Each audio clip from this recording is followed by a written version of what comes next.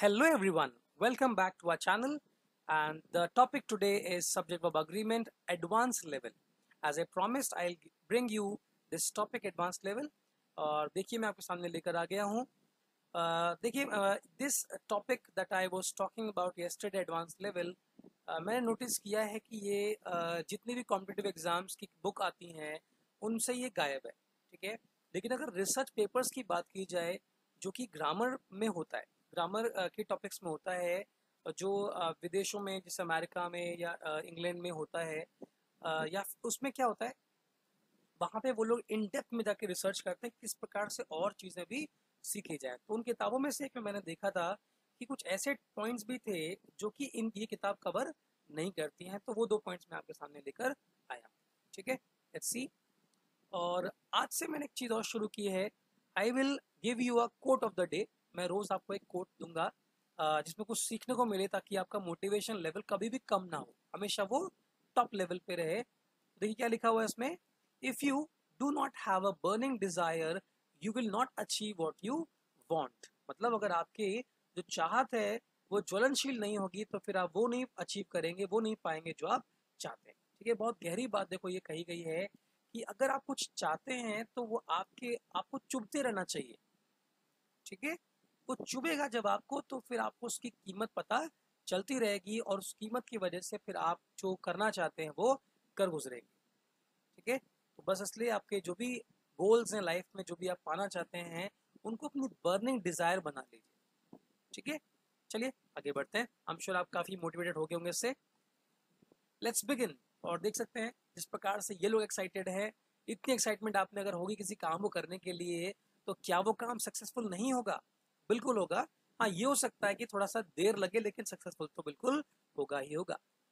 Okay, सो आज का जो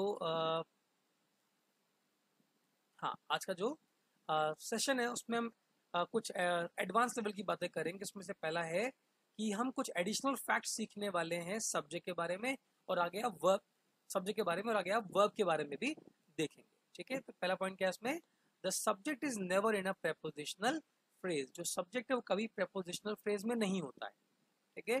तो प्रेपोजिशनल फ्रेज को समझेंगे, लेकिन सबसे पहले प्रेपोजिशन क्या है वो समझते हैं। तो प्रेपोजिशन वो शब्द है जो लिंक या रिलेशन शो करता है दो नाउन्स के बीच में या दो प्रोनाउंस के बीच में, है ना। उनमें से कौन कौन से, तो ये जो नीचे लिस्ट लिखी हुई है ये कॉमन प्रेपोजिशंस है। आइए देखते हैं, about, below, until, under, among, between, toward, behind, before, at, over, beside, like, inside, in, into, along, on, onto, off, with, upon, off, after, across, above, beneath, around, during, down, from, without, to, by, through, up and for, ये आपके preposition है। अब आई जानते हैं prepositional phrase क्या होता है। तो प्रेपोजिशनल फ्रेज फ्रेज से शुरू होता है, सॉरी, प्रेपोजिशनल फ्रेज प्रेपोजिशन से शुरू होता है और किसी नाउन पर या फिर प्रोनाउन पर वो एंड हो जाता है, ठीक है। नाउन पे या प्रोनाउन पर एंड हो जाता है। स्टार्टिंग में प्रेपोजिशन आते हैं और एंड में वो नाउन प्रोनाउन पर एंड हो जाता है, उसी को बोलते हैं प्रेपोजिशनल फ्रेज। चलिए इसको एग्जाम्पल से समझते हैं। देखिए एग्जाम्पल नंबर 1 देखिए, the vase on the bedside table belong to my grandparents. तो इसमें कौन कौन से प्रेपोजिशनल फ्रेज हैं, तो पहला तो ये रहा on the bedside table, ये पूरा प्रेपोजिशनल फ्रेज है। उसके अलावा टू माई ग्रैंड पेरेंट्स, ये भी आपका प्रेपोजिशनल फ्रेज है। टू प्रेपोजिशन है, ऑन प्रेपोजिशन है, टेबल नाउन है, ग्रैंड पेरेंट्स नाउन है, तो बचा क्या, वास नाउन बचा और बिलोंग वर्ब बचा। तो बिलोंग वर्ब का सब्जेक्ट कौन होगा, वास होगा। आगे देखते हैं, विद स्माइल्स एंड फ्रॉन्स, तो विद प्रेपोजिशन हो गया, तो विद पूरा फ्रॉन्स तक ये बनेगा प्रेपोजिशनल फ्रेज। और बचा फिर क्या, students left the exam room, तो स्टूडेंट ने क्या छोड़ दिया, एग्जाम रूम छोड़ दिया, तो ये हो गया ऑब्जेक्ट और ये स्टूडेंट्स बन गया सब्जेक्ट और वर्ब बन गया इसमें लेफ्ट। आगे बढ़ते हैं, the noise during the thunder storm, तो ड्यूरिंग प्रेपोजिशन, थंडरस्टॉर्म नाउन, ये हो गया प्रेपोजिशनल फ्रेज, नॉइज सब्जेक्ट है और वॉज इसमें वर्ब है। ठीक है, समझ आ गया आपको? प्रेपोजिशनल फ्रेज में सब्जेक्ट नहीं मिलेगा। आगे बढ़ते हैं। Now additional facts about the verbs. आपने सब्जेक्ट के बारे में फैक्ट जान लिया, अब वर्ब के बारे में भी जान लीजिए। तो फैक्ट क्या है कि नॉट, क्या लिखा है, words like not, just, never, only and always may appear between the main verb and the helping verb. ठीक है, ये जो शब्द हैं ये अक्सर आपको हेल्पिंग वर्ब और मेन वर्ब के बीच में मिलेंगे, लेकिन कभी भी वर्ब का पार्ट नहीं होते। ठीक, एग्जांपल देखिए, Allen might not make the baseball team this year. तो इसमें नॉट जो है वो बीच में जरूर आया, हेल्पिंग वर्ब माइट हो गया, मेक हो गया इसमें मेन वर्ब, लेकिन बीच में आने के बाद भी ये वर्ब का पार्ट नहीं है। आगे बढ़ते हैं। You should always count the change the cashier gives you. Always फिर से बीच में आ गया किसके, शुड और काउंट के। शुड हेल्पिंग वर्ब है, काउंट मेन वर्ब है, लेकिन फिर भी ऑलवेज आपका मेन वर्ब, फिर भी ऑलवेज वर्ब नहीं कहलाएगा। आगे बढ़ते हैं। That instructor can never and her class on time. Again never, can और एंड के बीच में आ गया, और फिर से ये हेल्पिंग वर्ब ना ही मेन वर्ब कहलाएगा। ठीक है, सो लेट्स प्रैक्टिस। आइए प्रैक्टिस करते हैं। ठीक है, साथ साथ में करेंगे। देखते हैं क्या चीजें इसमें हमें जाननी है। तो इसमें हमारे को ढूंढना है सब्जेक्ट वर्ब और साथ में प्रेपोजिशनल फ्रेज। तो सबसे पहले ढूंढते हैं प्रेपोजिशनल फ्रेज। तो इन प्रेपोजिशन होता है, तो इन से लेके नाउन तक जाते हैं। तो ये in the supermarket checkout line, ये पूरा हो गया प्रेपोजिशनल फ्रेज। आगे फॉर भी प्रेपोजिशन है, तो for nearly half an hour, ये हो गया प्रेपोजिशनल फ्रेज। तो बचा फिर क्या, दो ही वर्ड बचे। निकी, निकी पर्सन का नाम है, वेट आपका वर्ब होता है, तो निकी बना सब्जेक्ट। आगे देखते हैं। अ डॉग विद प्रेपोजिशन हो गया, विद मडी पॉज ये हो गया prepositional phrase. Padded across, across preposition होता है, across the clean kitchen floor ये हो गया प्रेपोजिशनल फ्रेज। तो क्या बचा, डॉग इसमें सब्जेक्ट है और पैडेड इसमें वर्ब। ठीक है, देख पा रहे हैं आप? आगे बढ़ते हैं। वन ऑफ माई कजन्स, तो ऑफ प्रेपोजिशन है, ऑफ माई कजन्स बना प्रेपोजिशनल फ्रेज। ठीक है, is a tight rope walker in the circus, in preposition है, तो इन द सर्कस बना प्रेपोजिशनल फ्रेज। इज वर्ब है, ये तो आप जानते होंगे, तो सब्जेक्ट क्या है इस वन का, इस वर्ब का वन। आगे बढ़ते हैं। दो किटन्स एट प्रेपोजिशन बना, एट द एनिमल शेल्टर, ये पूरा शेल्टर तक बनेगा prepositional phrase. Need, need verb होता है, अ गुड होम, किससे अच्छा घर चाहिए, किटन्स को चाहिए, किटन्स इसमें सब्जेक्ट है। आगे बढ़ते हैं। By the end of the month, तो बाय प्रेपोजिशन हो गया, बाय द एंड फिर ऑफ प्रेपोजिशन हो गया, तो ये पूरा बना प्रेपोजिशनल फ्रेज। ठीक है, आगे बढ़ते हैं। I have very little money in my wallet, तो इन फ्रेज से प्रेपोजिशन हो गया, तो इन माई वॉलेट पूरा हो गया प्रेपोजिशनल फ्रेज। तो किसके पास में कम पैसा है, तो आंसर है आई के पास में, आई सब्जेक्ट हो गया और हैव उसका वर्ब हो गया। ठीक है, क्लियर यहां तक?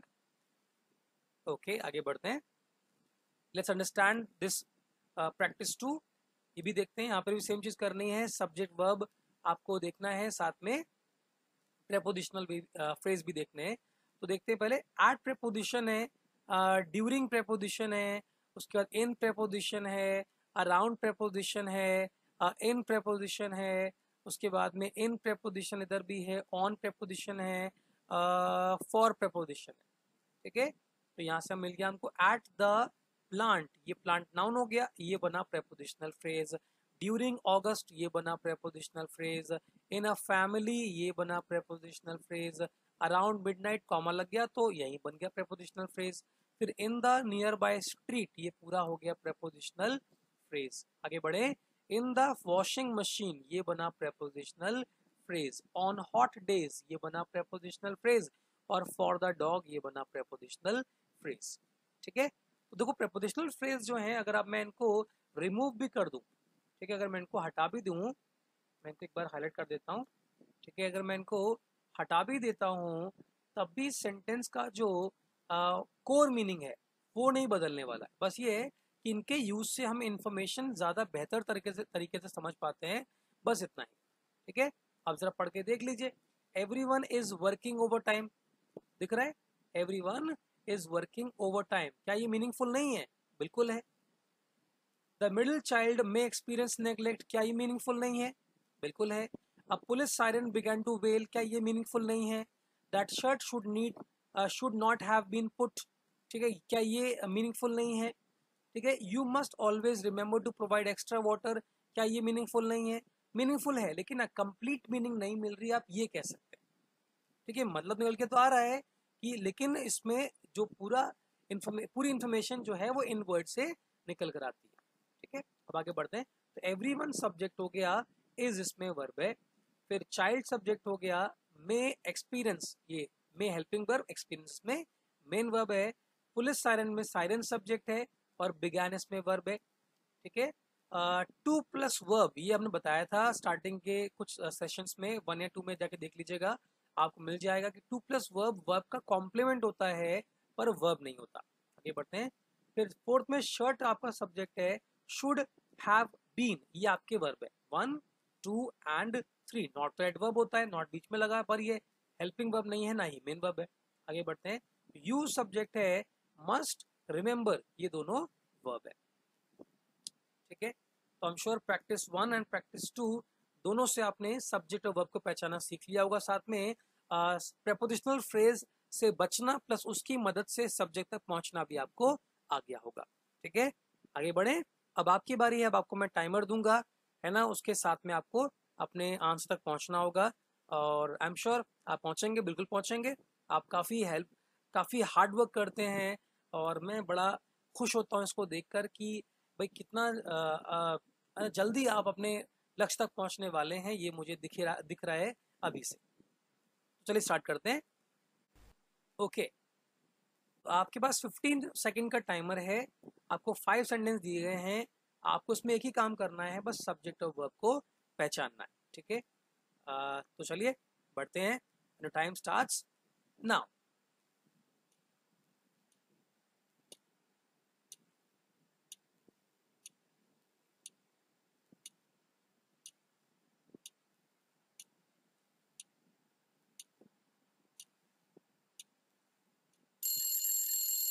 Okay, your time has ended and let's find the answers. Subject क्या है, वर्ब क्या है? पहले में ऑन हॉट डेज को हटा देते हैं, ये है प्रेपोजिशनल फ्रेज। ठीक है, देखो ये सेंटेंस तो रिपीट हो गया, इसमें यू सब्जेक्ट है और मस्ट रिमेंबर ये आपके वर्ब है। ठीक है, कोई इसमें गलती नहीं, मिस्टेक नहीं है। आगे बढ़ते हैं। विद अ सेटिस्फाइड ग्रंट, तो ये हो गया प्रेपोजिशनल फ्रेज। डार्नेल पर्सन का नाम है, तो ये सब्जेक्ट होगा। लिफ्टेड इसमें वर्ब हो गया। ठीक है, आगे बढ़ते हैं। तो देखो यहाँ पे पहले वाले में for the dog prepositional phrase है और ओवर हिज हेड भी प्रेपोजिशनल फ्रेज है। थर्ड में विदाउट प्रेपोजिशन है, तो ये हो गया without a doubt prepositional phrase हो गया। विल विन ये वर्ब है, रमन इसमें रमोन पढ़ेंगे इसको, रमोन इसमें सब्जेक्ट है। ठीक है, आगे some students have had a terrible case of flu for 2 weeks, तो of the flu and for 2 weeks ये हो गया प्रेपोजिशनल फ्रेज। हैव हैड ये वर्ब है और स्टूडेंट्स इसमें सब्जेक्ट है। ठीक है, then fifth sentence, the stars in preposition है, इन द क्लाउडलेस स्काई ये हो गया प्रेपोजिशनल फ्रेज। सीम वर्ब है और स्टार्स इसमें सब्जेक्ट है। ठीक है, स्टार्स इसमें सब्जेक्ट है। आई एम श्योर आपको ये भी मिल गए होंगे। चलिए आगे बढ़ते हैं। एक्सरसाइज 2, यहाँ पे आपको मैं 2-2 सेंटेंस दूंगा, आप देख सकते हैं सेंटेंस कितने लेंदी हैं। इसी वजह से आपको जो टाइमर मैंने पहले दिया था 15 सेकंड का 5 सेंटेंस के लिए, अब मैं आपको 2 सेंटेंस के लिए दूंगा 15 सेकंड। अब आपको इनमें एरर ढूंढना है सब्जेक्ट वर्ब अग्रीमेंट से जुड़ा हुआ। ठीक है, चलिए let's start the timer. The time starts now.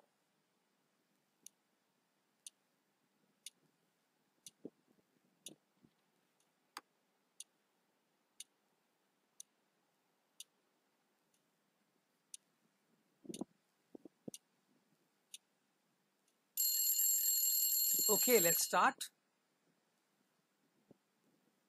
तो सेंटेंस 1 जो है इसमें सेंटेंस एक तो सेंटेंस है कंस्ट्रक्शन से लेके मन तक, दूसरा है द नॉइज से लेकर डेफनिंग तक और तीसरा है एवरीवन से लेके एंड तक। ठीक है, पहले देखते हैं कंस्ट्रक्शन वाले को।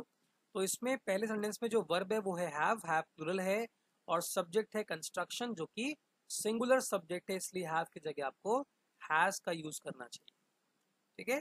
और इसमें ऑफ द अपार्टमेंट बिल्डिंग ये हो गया प्रेपोजिशनल फ्रेज। फिर ऑन फॉर, सॉरी ऑन नहीं, फॉर हटाते हैं, फॉर मंथ्स ये हो गया प्रेपोजिशनल फ्रेज। आगे सेकंड सेंटेंस में from the bulldozers cranes and backhoes ये हो गया प्रेपोजिशनल फ्रेज। आर इसमें वर्ब है जो कि प्लूरल है, लेकिन सब्जेक्ट नॉइस सिंगुलर है, इसलिए आर की जगह आपको इसमें इज यूज करना चाहिए। आगे बढ़ते हैं। इन द नेबरहुड ये हो गया प्रेपोजिशनल फ्रेज। एवरीवन सब्जेक्ट हुआ, वांट्स वर्ब हुआ, और दोनों ही सिंगुलर हैं तो इसमें कोई दिक्कत नहीं है। आगे बढ़ते हैं। सेकेंड सेंटेंस में ऑफ स्नेक्स ये बना प्रेपोजिशनल फ्रेज। आर वर्ब है, आर प्लूरल है, और सब्जेक्ट इसमें बनेगा स्किन, इसलिए आर की जगह आपको इज यूज करना चाहिए। Next second example, what's are, तो व्हाट्स प्लूरल है, आर बिल्कुल सही है। कॉज्ड बाय टोड्स गलत नहीं है इसमें। व्हाई डज, डज के बाद में रेप्टाइल्स लिखा है आपने, रेप्टाइल्स प्लूरल होता है। फिर आपने एम्फीबियंस लिखा है, ये भी प्लूरल है, इसलिए डज की जगह आपको डू का इस्तेमाल करना चाहिए। फिर डू डज में से जो भी हो आपको तो आगे हैव ही इस्तेमाल करना चाहिए। याद करिए कल का सेशन मैंने बताया था आपको। ओके, आई एम श्योर ये दोनों सेंटेंस आपने समझ लिए होंगे, आपके इनके आंसर भी सही हुए होंगे।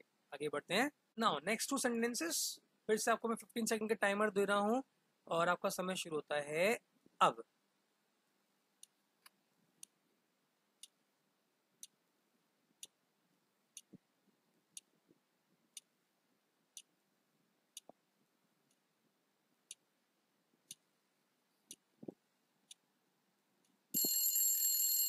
Okay, time is over. Let's begin understanding the two sentences. First में about my restaurant job ये बना prepositional phrase। bother इसमें verb है और nothing इसका सब्जेक्ट है। nothing सिंगुलर होता है तो इसलिए bother में आपको s का इस्तेमाल करना चाहिए। उसके बाद में हाँ, शेफ सब्जेक्ट है, वर्ब इसमें मेक्स है, कोई गलती नहीं इसमें। फिर मैन सब्जेक्ट है और रन्स इसमें वर्ब है, ये भी बिल्कुल ठीक लिखे हुए हैं।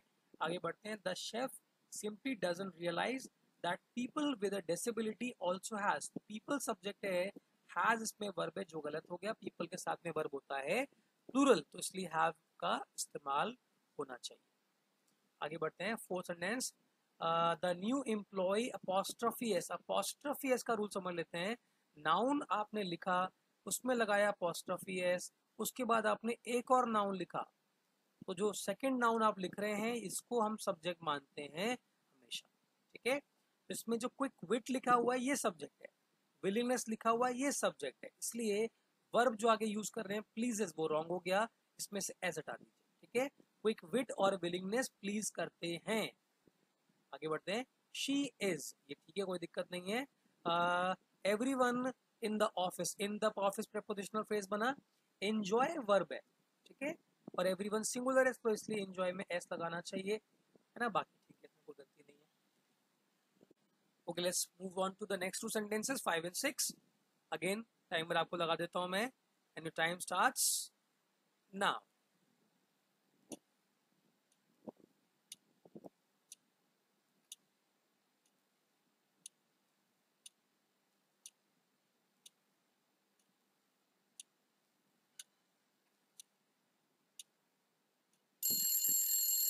Okay, let's understand these two sentences. तो पहले में कहता है having a successful marriage is not easy. What is not easy? Having is not easy. Having singular है इसलिए इज का इस्तेमाल करना सही है।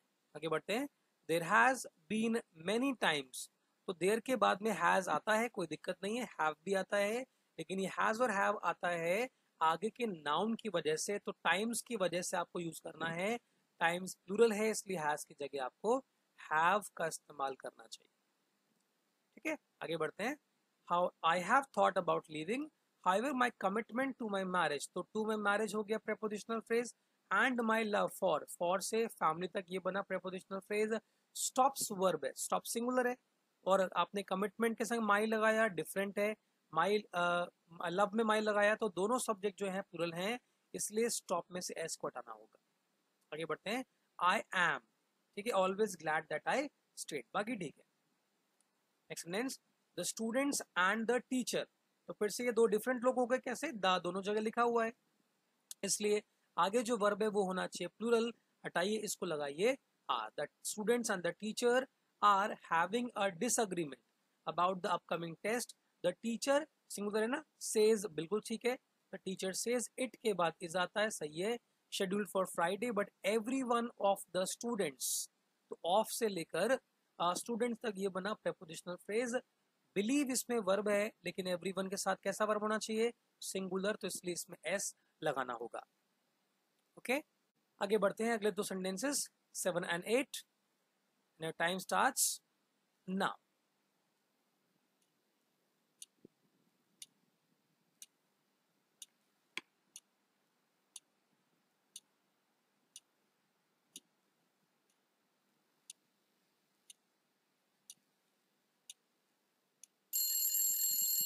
Okay, let's understand them। Seven sentence, there are a lot of young women in my office, तो यहाँ पे आर आया हुआ है विमेन के लिए, कोई दिक्कत नहीं, सही लिखा हुआ है। इट सीम्स, इट के बाद में वर्ब सीम्स सही लिखा हुआ है। एवरी वन हैव, ये गलत हो गया, ठीक है, एवरी वन के साथ में आपको हैज का इस्तेमाल करना चाहिए। Every one has baby recently, all the baby presents costs, costs में वर्ब है, तो प्रेजेंट्स नाउन के साथ में आपको बिना एस के वर्ब चाहिए, है ना। All the baby presents cost me a Fortune. आगे बढ़ते हैं, high on the closet shelf, तो ऑन द क्लोजेट शेल्फ ये आपका प्रेपोजिशनल फ्रेज है। Is several brightly wrapped packages, क्या है, शेल्फ के ऊपर पैकेजेस हैं, तो इसलिए इज हटाएंगे और इसमें आर लगाएंगे। आगे बढ़ते हैं, the little girl's birthday presents, the girl knows, girl singular है, नोज बिल्कुल ठीक है। दे आर, दे के संग आर आता है, सही है। Every day she and her sister, यहाँ दो लोग हो गए, शी और सिस्टर दो लोग हुए, इसलिए ट्राइज रॉन्ग हो गया, इसमें ट्राई का इस्तेमाल करेंगे। Try for hours to guess what might be inside those mysterious boxes, बाकी सब ठीक है। आगे बढ़ते हैं, now we have reached the last two sentences. 10 ही सेंटेंस थे आपके एक्सरसाइज 2 में, लेकिन क्योंकि ये लेंथी सेंटेंस थे तो 10 भी सफिशिएंट थे। ओके, बढ़ाते हैं आपका टाइमर, टाइम स्टार्ट्स नाउ।